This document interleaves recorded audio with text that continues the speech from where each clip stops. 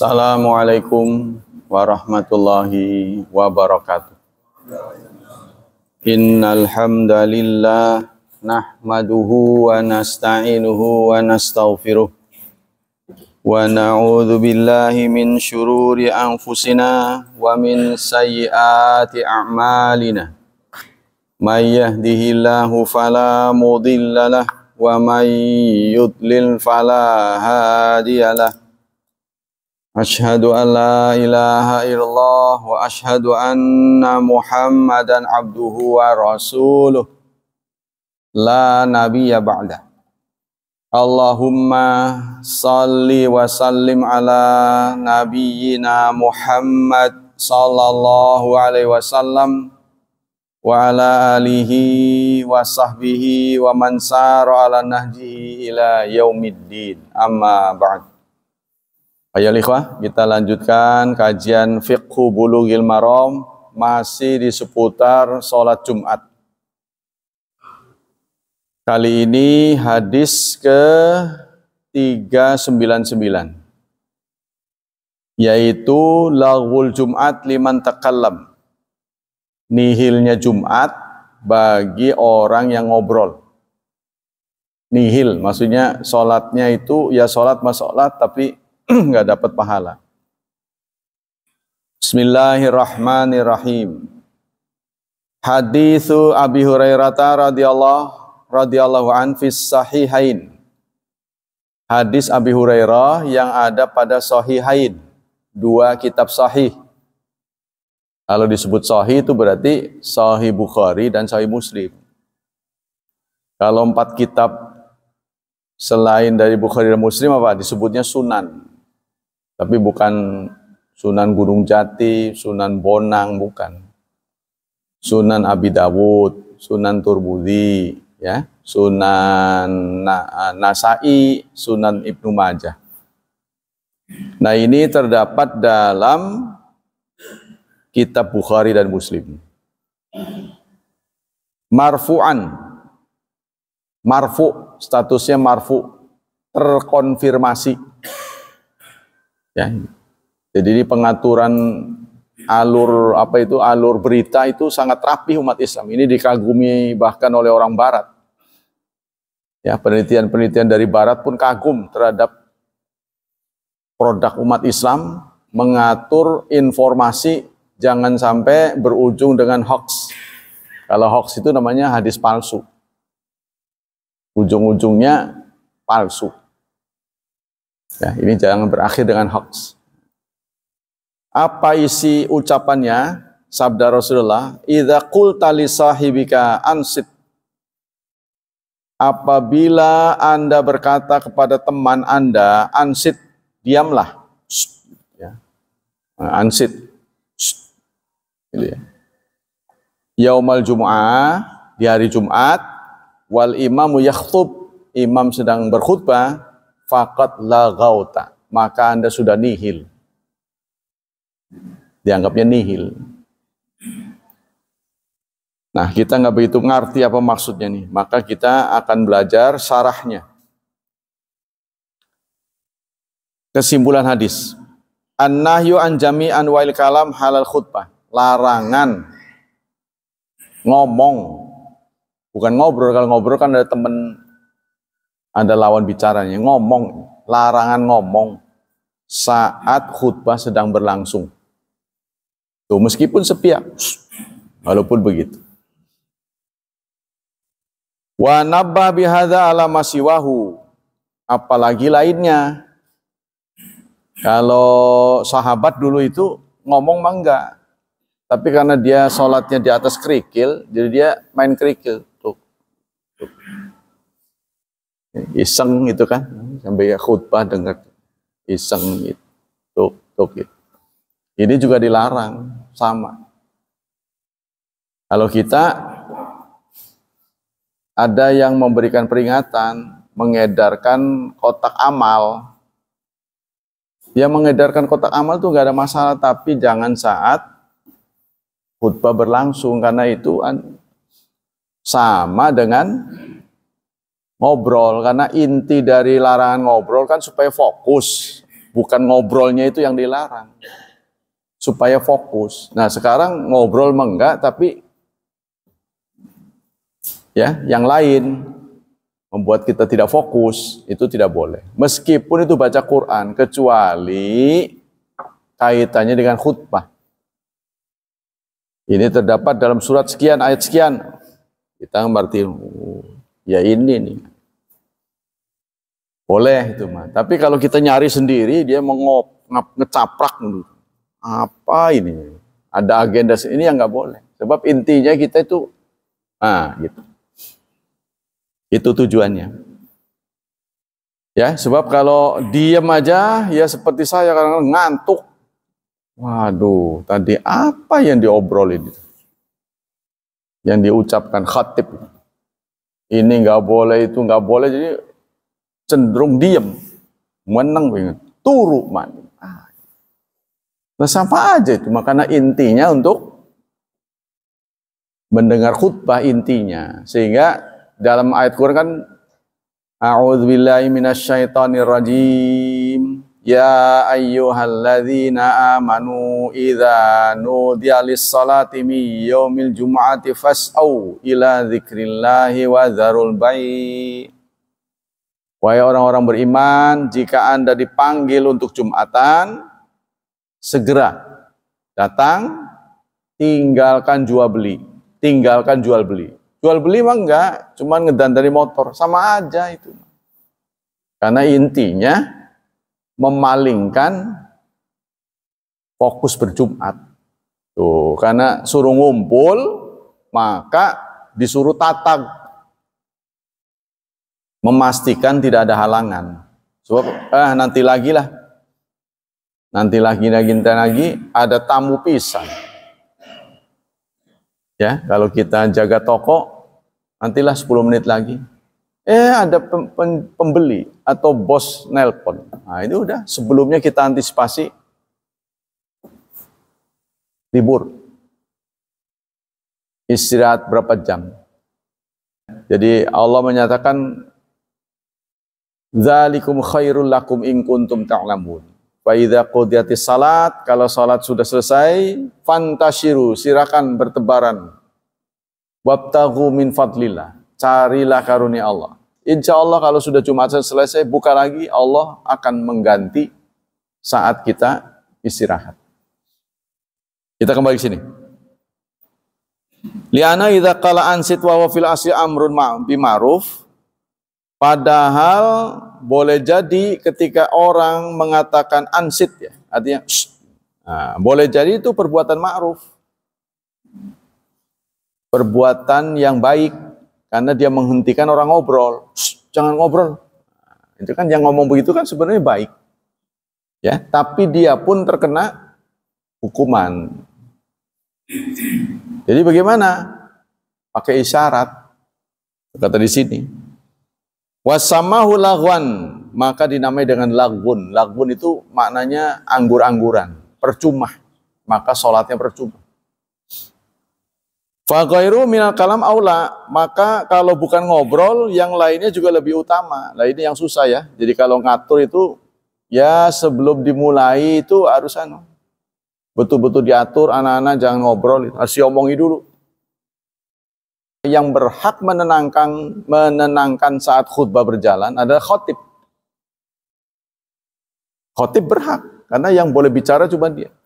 Saudara-saudara, diam. Kalau nggak diam, saya diam juga nih. Saya yang diam nih.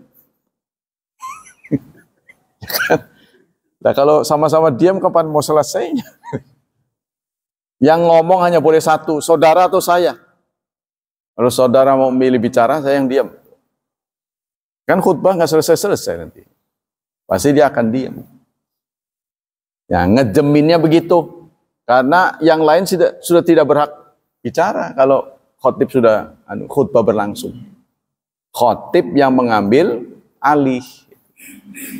Khotib boleh. Coba saudara ini barisannya dirapetin. Kalau masih longgar-longgar nanti ya, kalau sholat mulai kalau enggak dari sekarang lah, takut ada yang kasihan nggak dapat tempat. Bisa. Khatib begitu.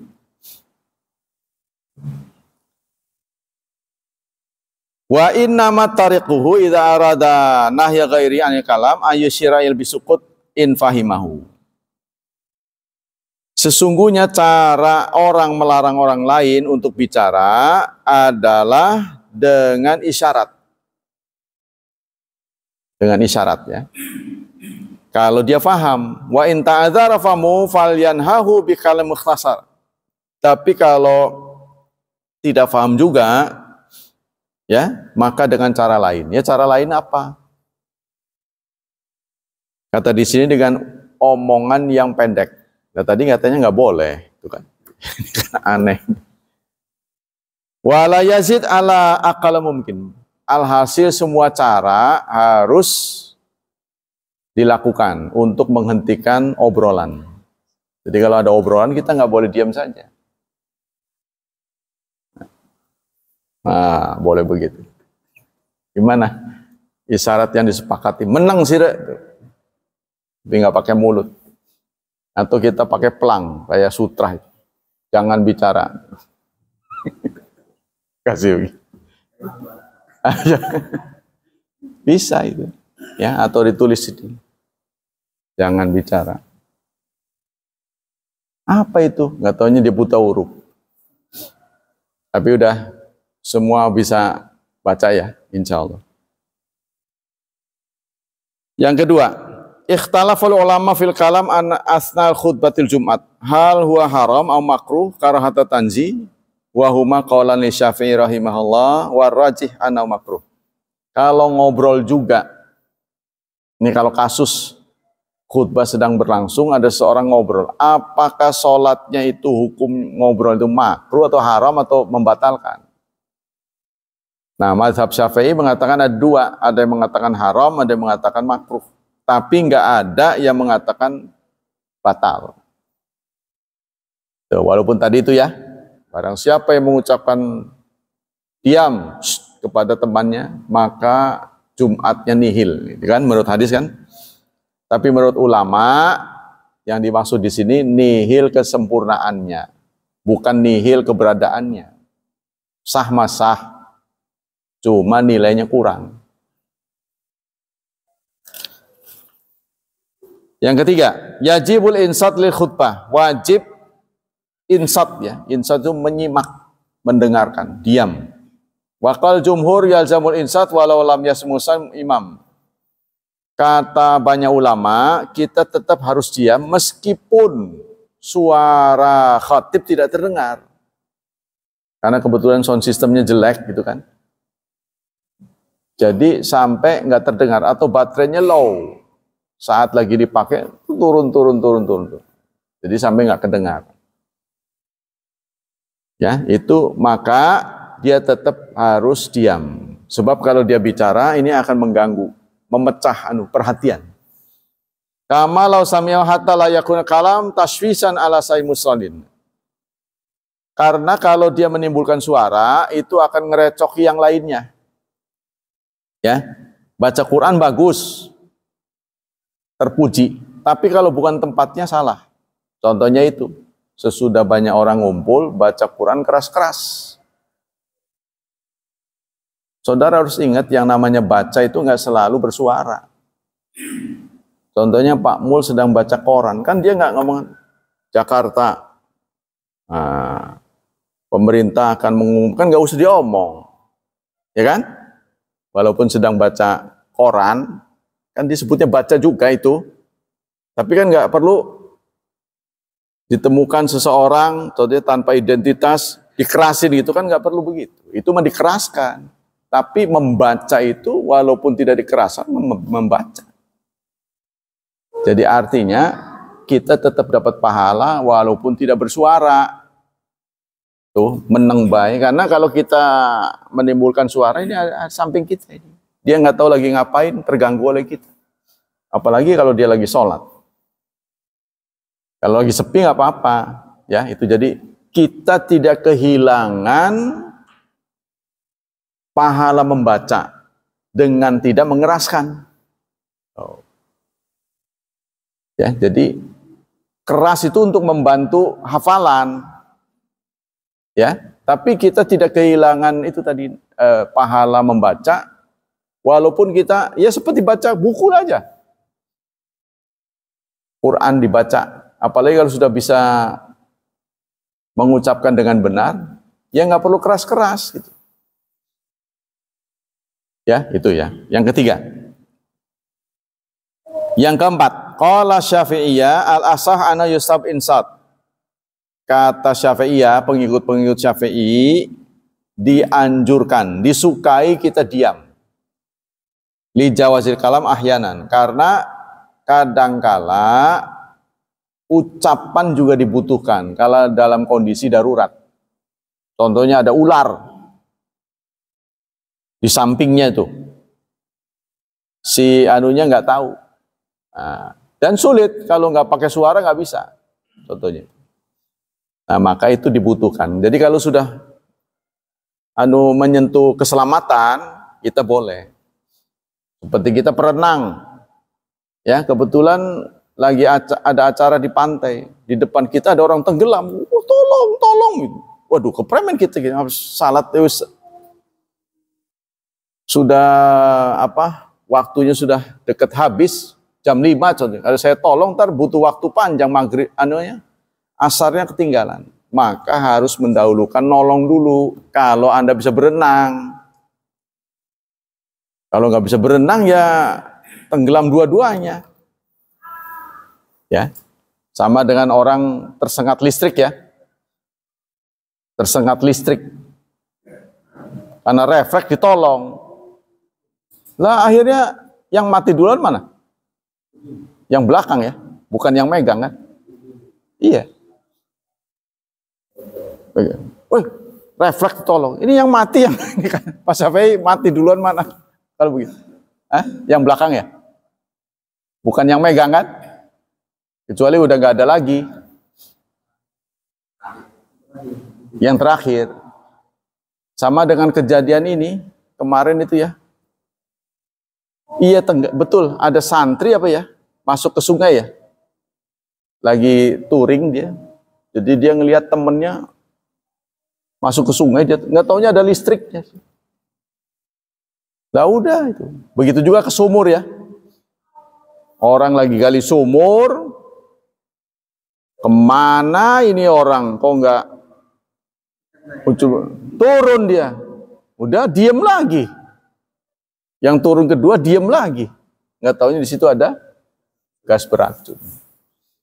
Jadi menolong pun harus ahlinya. Kalau bukan ahlinya jangan. Kalau menuntut keahlian, kadang-kadang kita refleks ya.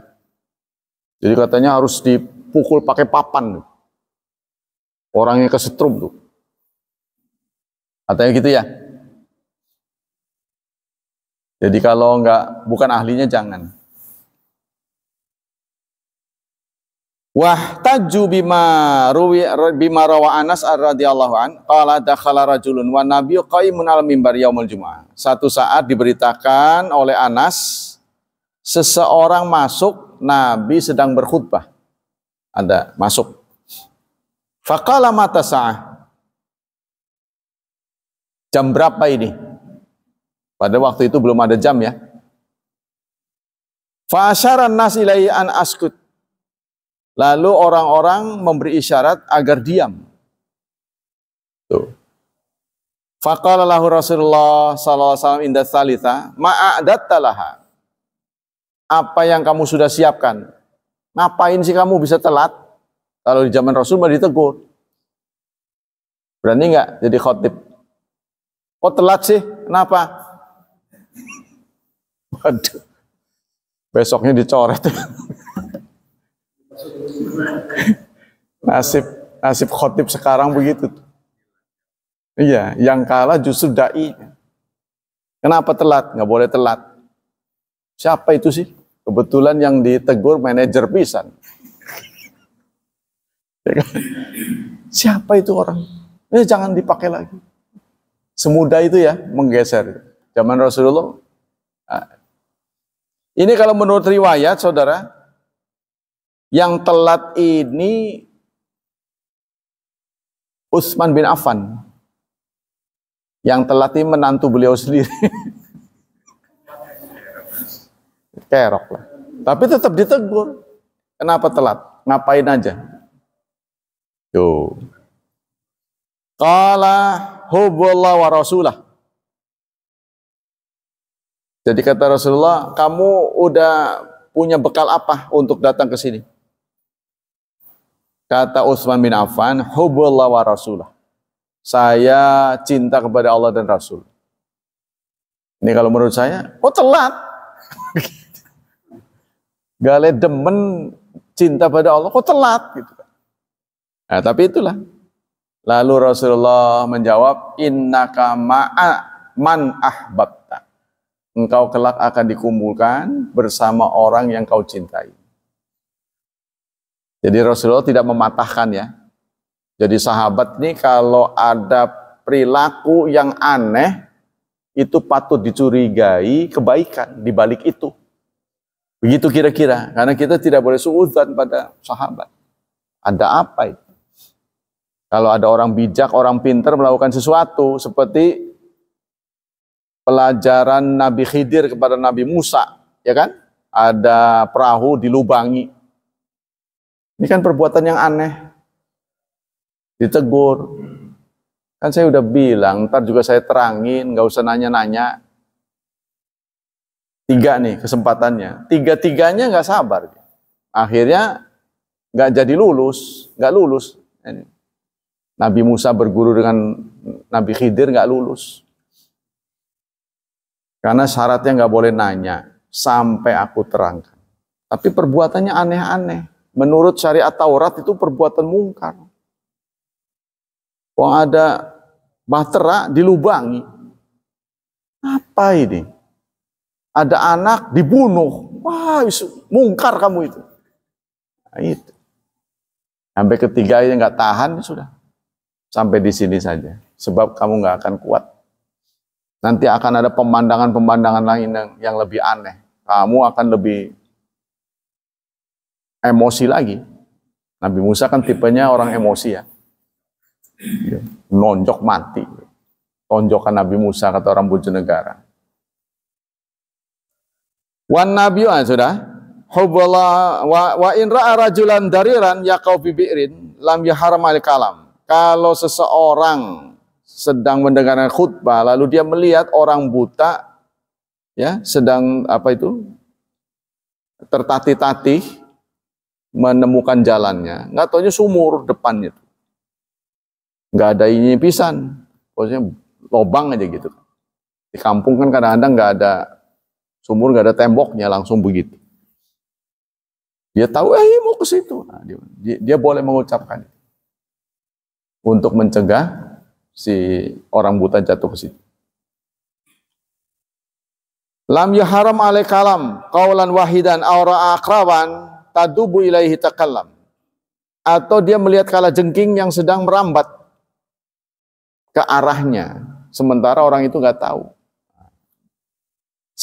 Cuma ada satu cara, yaitu ngomong. Maka itu harus ditempuh. Kalau menyangkut keselamatan. Walihadzal istisnaat karena insat mustahaban. Karena itulah, ya, karena peristiwa ini para ulama, para ahli mengatakan harus diutamakan keselamatan. Maka dengan demikian kita tidak boleh mengatakan orang yang mengucapkan kata-kata saat khutbah berlangsung, ya, kita mengatakan Jumatnya batal. Jangan begitu. Berkurang nilainya. Tapi kalau ada penyelamatan, ya dia nilainya kan jangkep lagi. Kan dia dapat pahala karena menyelamatkan orang. Ya, contohnya kalau di pabrik ditemukan gas bocor. Nggak ada yang tahu. Pelan tuh kan. Wah, bisa semua. Keracunan semua. Segera diberitahu. Khutbah sedang berlangsung. Ya, kalau perlu diulangi. Dievakuasi. Wa hadhi kan insat musa wa hamalu hadis a'la li hati khasan bi syakhs. Mereka mengatakan hadis yang tadi mengatakan barang siapa yang mengatakan kepada teman itu suruh diam, maka Jumatannya itu nihil, itu ada kasus tertentu yang sebenarnya tidak perlu diucapkan. Ya, cukup dengan isyarat, namun dia ucapkan, itu yang tidak boleh. Wa fi qauli Syafi'iyah yajibu li adilatin ukhra. Dan dalam kaul pengikut Syafi'i ada dalil-dalil lain selain dalil ini. Hadis selanjutnya, hadis ke-400, ar-raka'atain wal imam yakhtub. 2 rakaat meskipun imam sedang khutbah. Ya, maksudnya wajib 2 rakaat. Dari Jabir radhiyallahu an, dakhala rajulun yaumal jumu'ah. Suatu saat ada seseorang masuk ke dalam masjid. Wan nabiyyu yakhtub, Nabi sedang berkhutbah. Faqala sallaita. Lalu Rasul yang saat itu menjadi khatib menegur. Sudah sholat belum? Qala la. Belum. Lalu Rasulullah menimpali, qum fasalli rak'atain. Sholatlah, ya, berdirilah, sholat 2 rakaat. Nah, ini terjadi perbedaan pendapat tentang sholat yang dilakukan ini. Al-hadits fi riwayatin katsira, hadis ini banyak riwayatnya. Sarihatan ana idza dakhala al-jami' wal imam yakhtub usriya lahu ayyasalla raka'atain tahiyatul masjid. Satu pendapat mengatakan begini, tahiyatul masjid itu lebih cenderung wajib. Ya, sehingga kasusnya walaupun imam sedang khutbah, seseorang masuk telat, tuh, tetap dia memulainya dengan sholat 2 rakaat. Ini menandakan tahiyatul masjid wajib, kata sebagian ini. Ya, tapi ada lagi wa yasa antakuna khafifatain, tapi yang ringan, jangan terlalu lama. Sebab nanti khutbahnya habis. Li'inwanil Bukhari lidzalika khafifatain. Karena itu Bukhari mencatat hadis ini dengan menambahkan khafifatain, yang ringan. Ya, jadi sholatnya jangan terlalu lama. Kalaupun baca suratnya qul ya ayyuhal kafirun, potong aja. Qul ya ayyuhal kafirun, Allahu akbar. Rakaat kedua, la a'budu ma ta'budun, potong lagi. Karena demi mendapat surat, kan sunnah surat ya. Jadi saudara kalau sholat qobliyah dan ba'diyah itu harus ada suratnya, sunnahnya, walaupun pendek. Contohnya tadi, qul huwallahu ahad, dah Allahu akbar. Pokoknya mernailah gitu. Jadi supaya ada bumbunya. Nanti yang kedua, Allahu samad, walaupun pendek, jangan dikosongin. Wa tazawwaja fi ma liyastami' ba'da ila khutbah, dan dia harus segera supaya dia sempat mendengar isi khutbah. Nggak taunya di kampung-kampung khutbahnya berbahasa Arab, ya. Mau dengar dari awal, tak dari akhir, apa dari akhir. Dari awalnya nggak ngerti ngomong apa itu. Kan di kampung-kampung tuh nggak diterjemahkan. Ya. Contohnya di Bojonegara aja, saudara kalau sholat, yang kampung-kampung Jumatannya itu teks khutbahnya pakai Arab, ngomongnya Arab. Dari Jumat ke Jumat itu aja lafadznya. Karena apa? Alasan mereka juga nggak bisa ditolak, karena seumur-umur Nabi khutbah selalu pakai bahasa Arab. Ya benar sih, kerok sih. Ya kan? Benar nggak jawaban itu? Iya, Rasulullah kan mencontoh. Rasulullah kan jadi contoh. Rasulullah kan selalu bahasa Arab. Lah sirane mengerti ta? Orang mengerti. Karena itu kampung lain, iya khutbah itu supaya mengerti. Karena itu diulangi zuhurnya tuh. Dalam Jumatan itu rahasianya, karena nggak mengerti. Lain hal di Gontor, karena Gontor sudah biasakan bahasa Arab, berkomunikasi bahasa Arab. Jadi kalaupun khotibnya berbahasa Arab, dia ngerti. Begitu kata mereka. Ya, jadi zuhur diulangi Jumat, diulangi zuhur, itu alasannya. Tapi sebenarnya secara tidak sadar mereka melanggar perintah Nabi. Karena Rasulullah mengatakan, khamsu salawat fil nahari wal laila. Salat itu cuma 5. Kalau dia Jumat plus zuhur berarti 6 hari itu. Ini melanggar nabinya. Yang kedua, yakrahu lidakhil masjid julus qabla yusalliyahuma. Makruh bagi orang yang masuk masjid di hari Jumat itu ya duduk sebelum sholat. Tapi ada yang mengatakan sholat yang ditegur oleh Rasulullah itu adalah sholat Jumat itu sendiri. Bagaimana rahasianya sholat Jumat? Kok bisa sholat Jumat? Karena dulu Jumat itu pelaksanaannya sama dengan Id.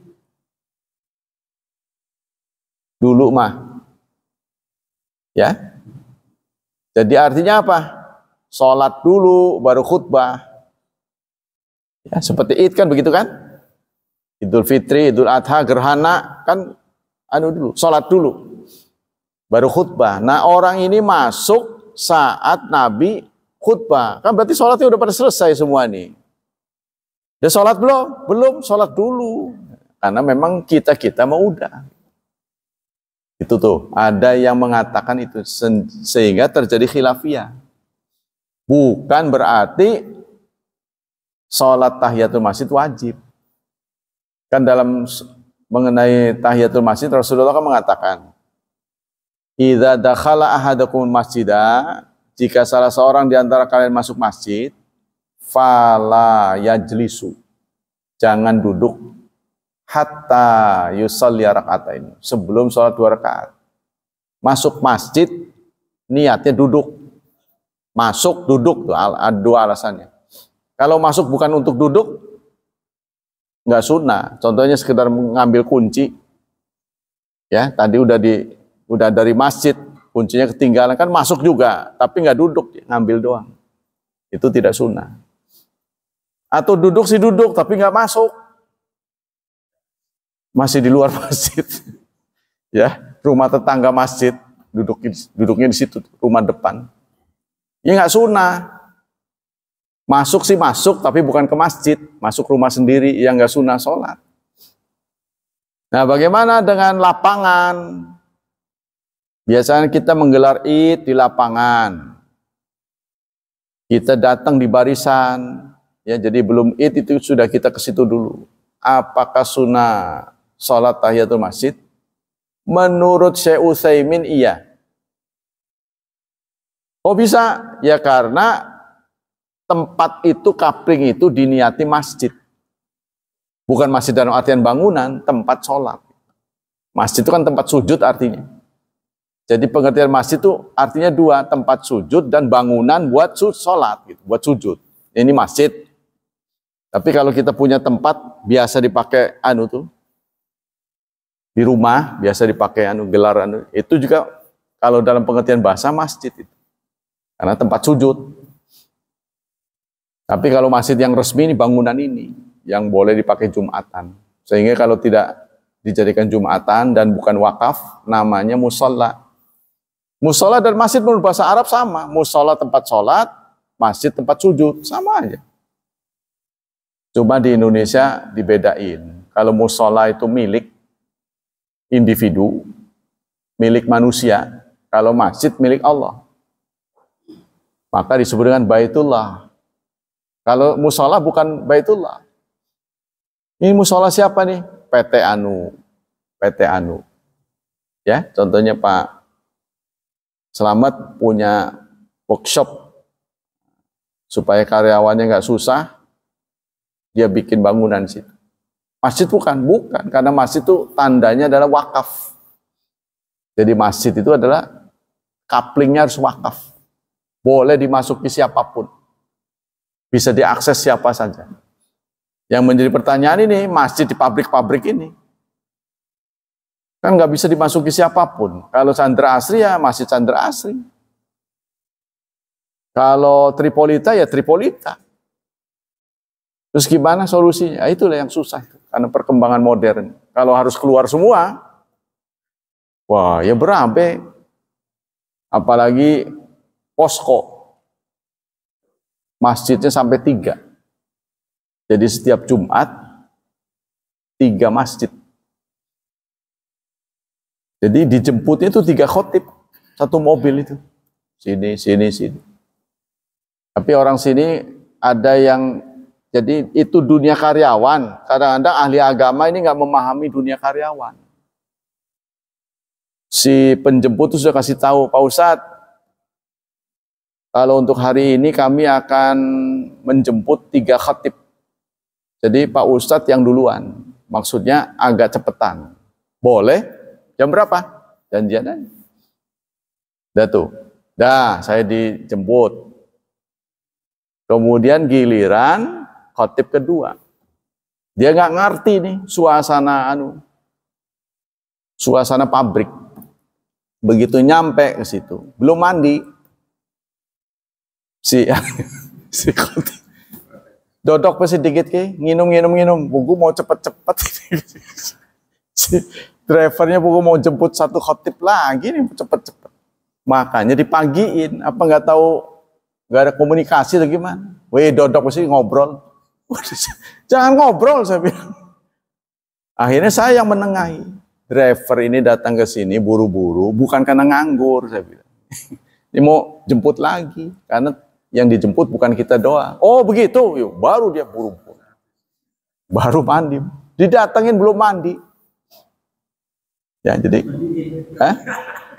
kadang-kadang dia nggak ngerti suasana kerja. Sehingga ya itu tadi, ketika khutbah, saya di WA.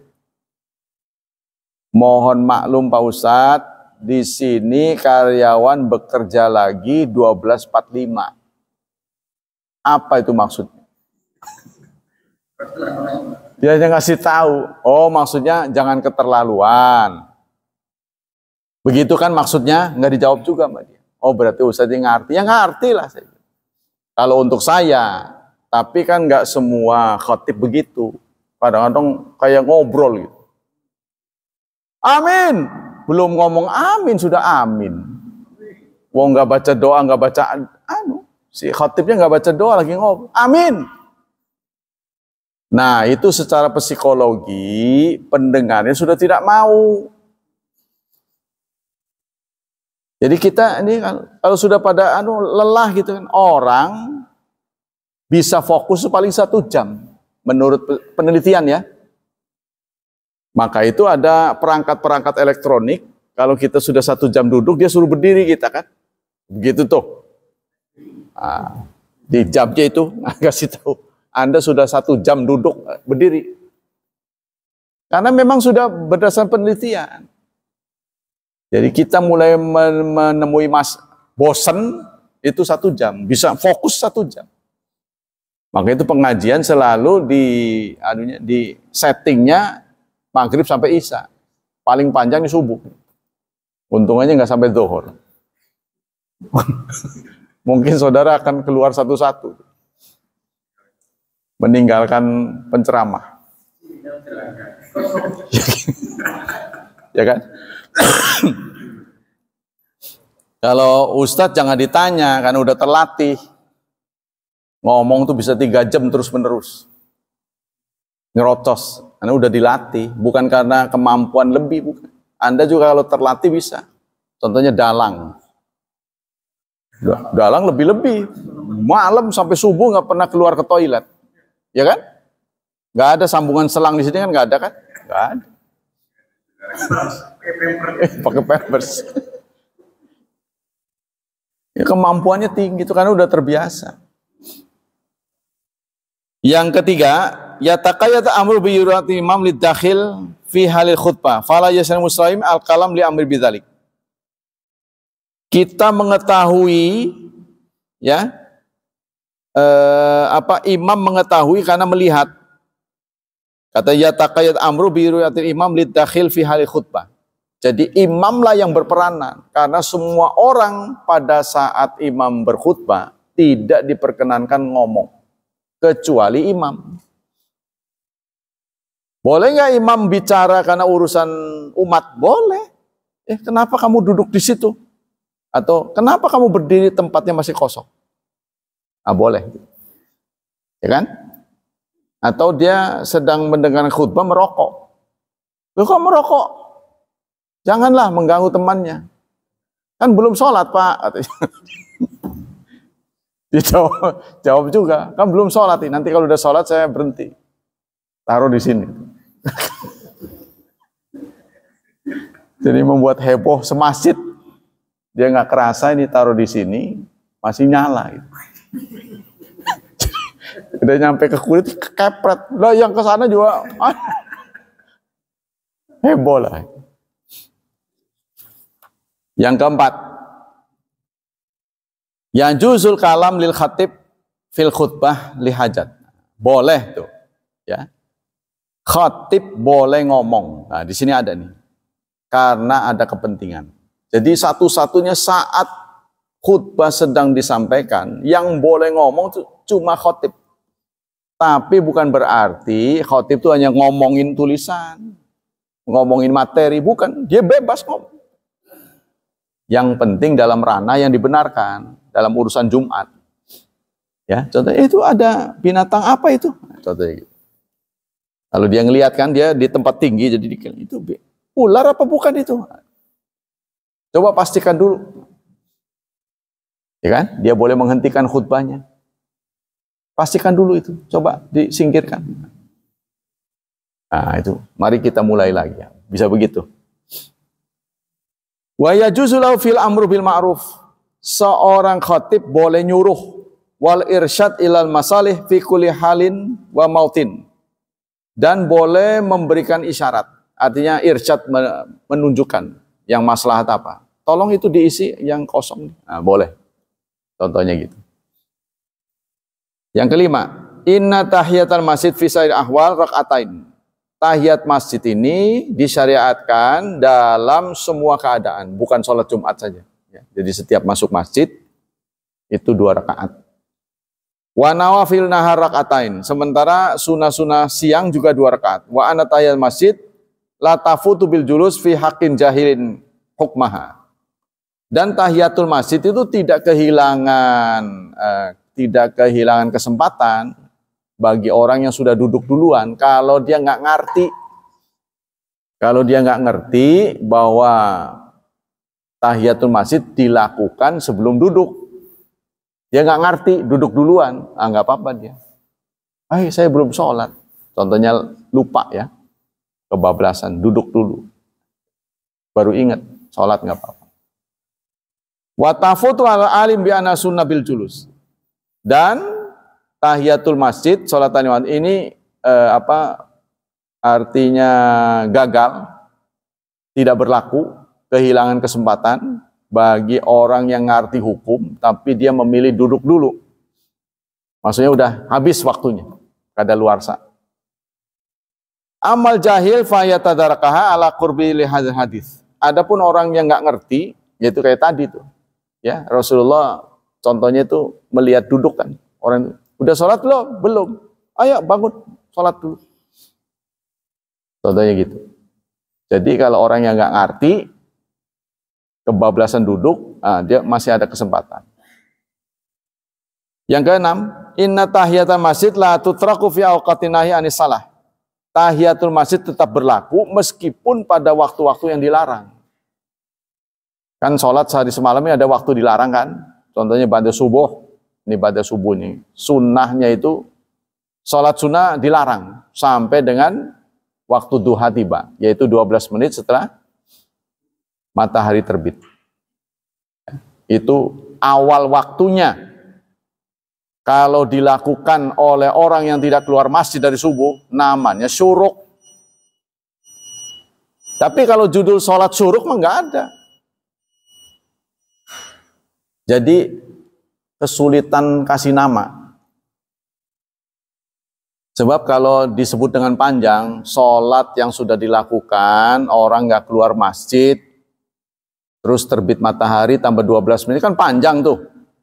Sholat apa kun? Ya sholat mengkonon kunku. Sholat orang yang sholat subuh di masjid, lalu dia nggak keluar, sampai matahari terbit plus 12 menit, ya itu sholat itu. Sholat apa? Ya sholat itu. Jadi dinamailah syuruk, bukan dari Nabi. Kata orang yang tegas, bid'ah itu. Nah, itu karena susah namanya. Jadi mau ngomong sholat apa? Namanya sholat apa itu? Ya sholat orang yang diam di masjid. Kan rangnya jadi panjang tuh. Maka orang supaya gampang syuruk. Dicari babnya sholat syuruk, nggak ketemu. Nabi nggak pernah ngomong sholat syuruk. Tapi beliau mencontohkannya. Setiap subuh beliau jarang pulang sampai matahari duha lah. Lalu beliau sholat 2 rakaat. Itu tuh. Ya, karena kita kesulitan dikasih nama sholat syuruk. Jadi penamaan itu ya dari kita-kita. Termasuk tahiyatul masjid, bukan dari Nabi. Sholat penamaan tahiyatul masjid bukan dari Nabi. Nabi hanya mengatakan begini, idza dakhala ahadukumul masjidah, jika salah seorang di antara kalian masuk masjid, fala yajlisu, maka jangan duduk hatta yusalli rakaatain, sebelum sholat 2 rakaat. Ketika itu dikutip oleh Imam Syafi'i, beliau nambahin tahiyatan lil masjid, menghormati masjid.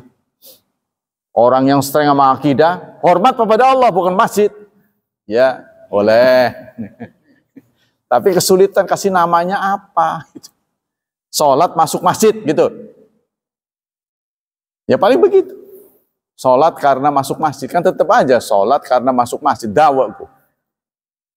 Tapi kalau tahiyatul masjid udah ngerti. Oh iya. Ya, itu kesimpulannya. Li'annaha, jadi kita tetap boleh sholat kalau kita masuk masjid, meskipun kita masuk masjidnya itu di waktu terlarang. Contohnya, tadi orang nggak masuk masjid, nggak ada di sini, lalu dia tahu karena ada pengajian dia masuk sini. Nah, sunnah bagi dia sholat tahiyatul masjid. Tapi kalau bukan karena masuk nggak boleh, karena kita masuk waktu terlarang. Ada 5 waktu terlarang. Ba'da subuh, ya, sampai terbit matahari sampai 12 menit. Jadi dari subuh sampai terbit matahari nggak boleh, terbit matahari sampai 12 menit nggak boleh. Ya, sebab waktu itu gerak matahari. Kalau kita sholat karena terbit matahari, nanti orang lain mengira kita mendewakan matahari.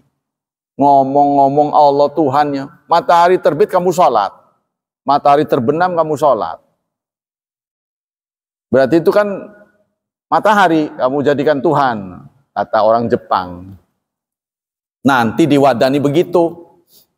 Makanya begitu lingkaran matahari masuk ke ufuk, itu belum boleh sholat, ada ihtiyat semenit. Nah, semenit setelah masuk baru maghrib. Nah, maghrib kita ini rata-rata begitu. Saudara nggak percaya, bawa saja jam ke sana, ke Anyar tuh. Lihat matahari gede pas cuaca cerah. Begitu lingkarannya masuk, ya nggak langsung adzan. Berapa jarak? Hitungan mungkin hitungan 30 lah, hitung 1, 2, 3 itu. Baru ada terdengar adzan. Kalau sampai satu saat kita lihat jam masjid kita, ini jadwal masjid kita contohnya, kita kebetulan daerah situ, begitu lingkaran matahari masuk, belum masuk dia sudah adzan, jelas itu melanggar. Maka harus dikoreksi. Ya jamnya mungkin, jadi yang dikoreksi itu 2. Jamnya atau perjalanan jamnya. Ya, artinya jamnya udah benar, dicocokinnya benar, tapi dasar jamnya ini ngamplong, kadang-kadang kecepatan, kadang-kadang kelambatan. Karena baterainya low atau baru cas. Ya, baterai biasanya baterai biasa dikasih baterai yang mewah itu. Wow, ngamuk. Semangat. Sehari semalam lebih 5 menit. Contohnya itu ya, harus diperhatikan itu. Jam kita ini walaupun itu jam, jangan percaya dulu. Dites dulu. Yang benar adalah GPS, jam yang ada di internet.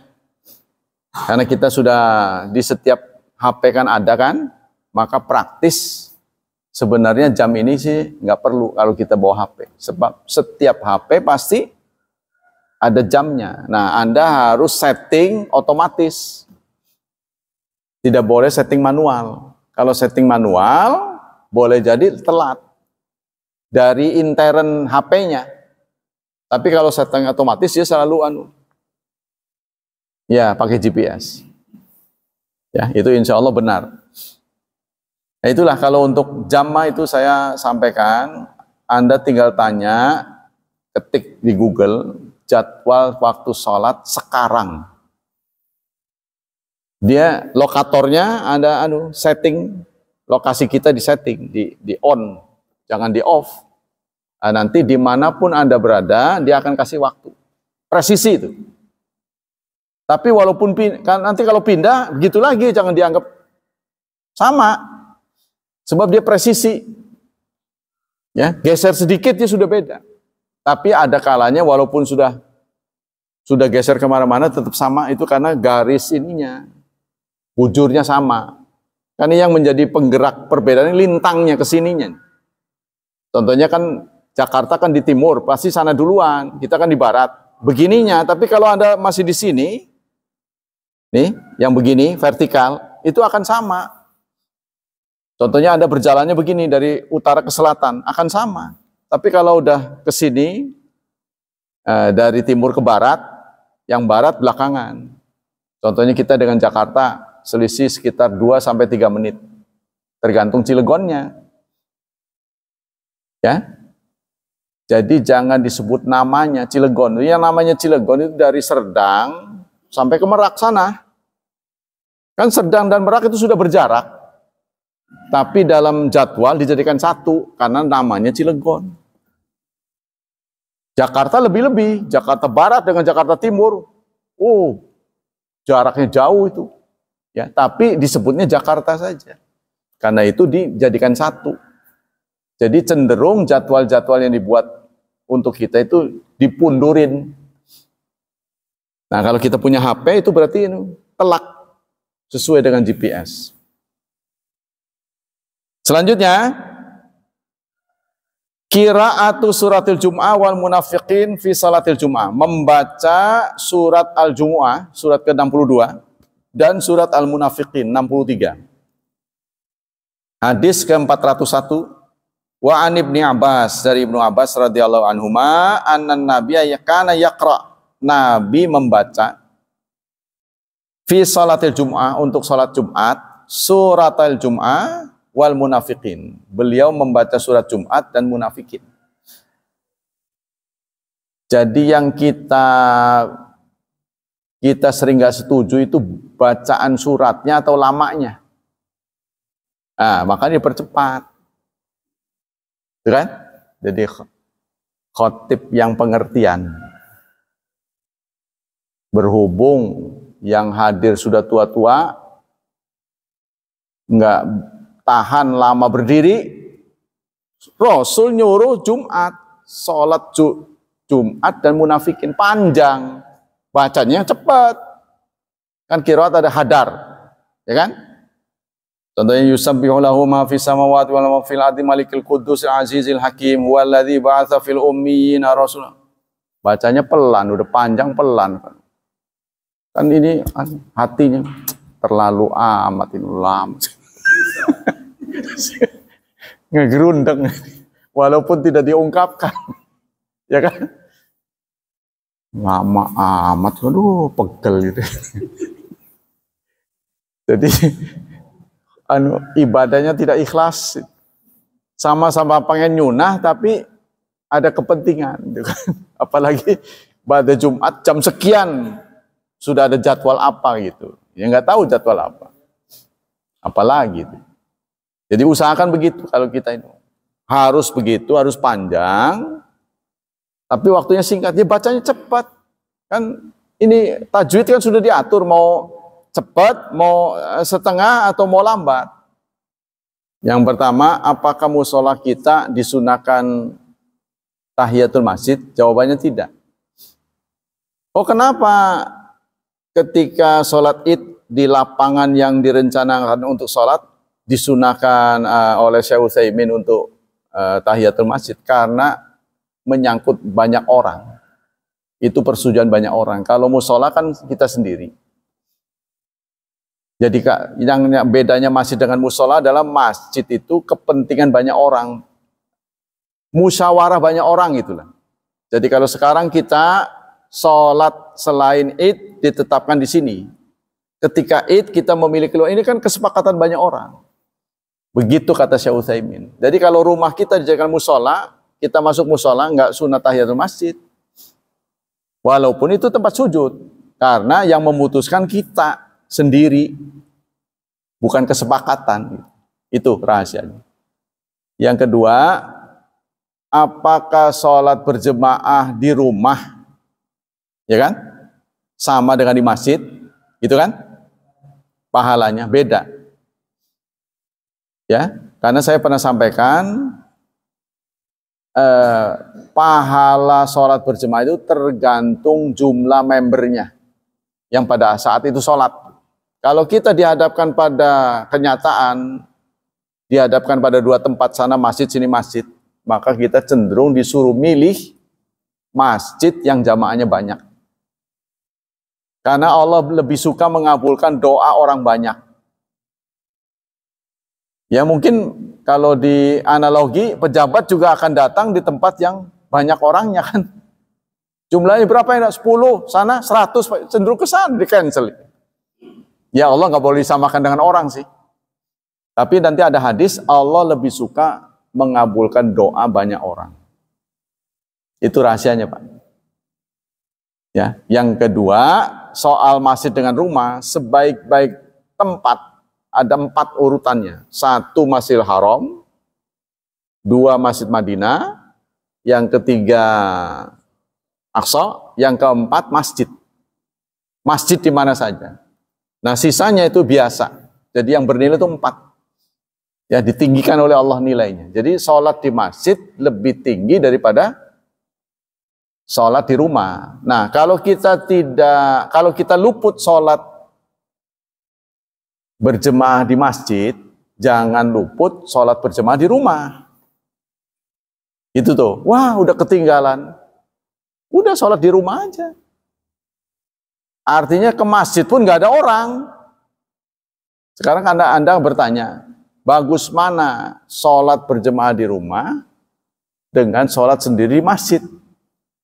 Karena telat, udah setengah jam,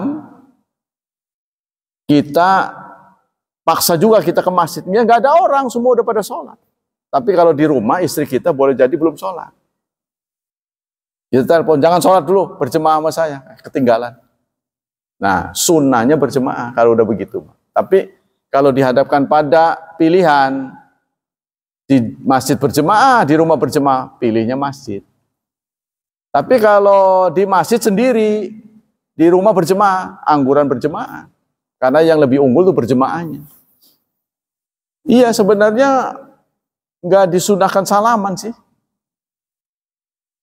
Salaman itu nggak disunahkan. Bahkan ada yang mengatakan bid'ah. Tapi kita hati-hati mengatakan bid'ah ya. Orang salaman tidak boleh langsung dinilai bid'ah. Kalau dia membiasakan diri di otaknya itu, setiap salam, setiap imam selesai salam, dia langsung ngambil orang ini.